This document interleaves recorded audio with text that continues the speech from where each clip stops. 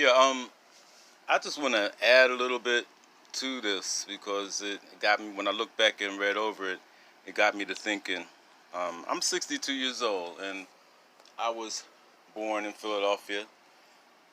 Didn't live here all of my life in and out of Philadelphia, but most of the time I lived in Philadelphia. And I'm going to tell you something. When I grew up in North Philadelphia, most of the stores in our neighborhood, the little corner stores, they were not owned by black people. At the time when I grew up, most of those stores seemed to be owned by first generation people of European descent. And I hope I'm not stepping on any toes here, but I think most of those people were Jewish. And as I remember it, all of those stores, I don't remember going into any of them stores where they didn't have at least one black employee. And as a child, I grew up in East Falls for a while. And when I started working at 13, 14, and kept a job from then on, I worked for a whole lot of places. And I worked for a whole lot of little small stores like that and restaurants and things like that on my way up this financial ladder. So what I've seen is the demographics have changed in Philadelphia. Whole new groups of people coming in and they're opening up businesses and making successes for themselves. You can see evidence of it all over the city.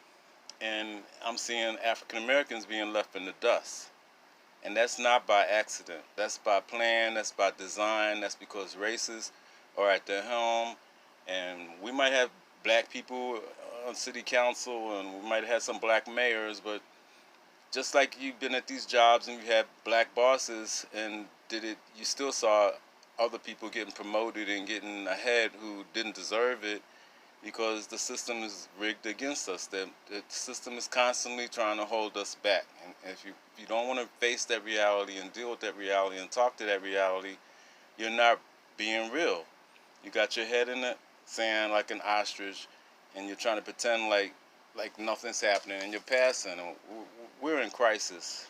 We're people in crisis, a world in crisis, with a monster that has recently come out and clearly said, I'm a racist, and what are you going to do about it? And there aren't enough of us to jump up and take arms and fight everybody who's racist all over the world, but that's not even the only way to fight. I think one of our biggest tools is how we spend our money. And that's why, for me,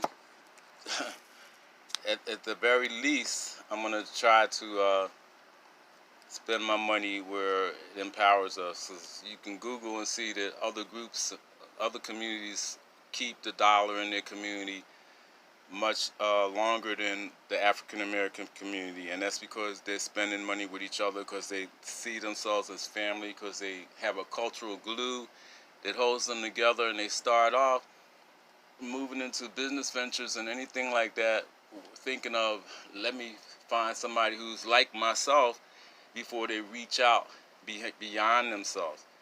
And we are kings and queens before we were enslaved by the European slave trade, and we need to recapture all that history. And this tiny little bit of fraction of time that we were enslaved is nothing on the timeline of human history. On the timeline of human history, black people dominated this planet and were doing fantastic things. So you descended from people who did fantastic things, built pyramids, and some scientists think that they had energy systems, even electrical systems, all kinds of things probably destroyed by the last ice age. And there's evidence all over the planet that they're still digging up that proves that that these things happen. So you got this powerful tool in your hand, this phone. Some of y'all spent, a friend of mine the other day showed me a phone, $800 phone. I mean, my cheap little $100 and some phone takes me all over the world. I don't need an $800 phone to give you this information, and you don't need an $800, $1,000, $2,000 phone to get the information. It's out there if you reach out for it. And I'm just gonna stop right here because I can go on and on when it comes to things like this. But uh, you know, we all should be mad right now. This man, this racist, I don't want to say man, this monster, this racist monster, this leader that should be pulling us together as a country and pulling the world together is doing everything opposite, trying to, it just seems like he's trying to stimulate some kind of warfare of some sort, maybe a race war or worse.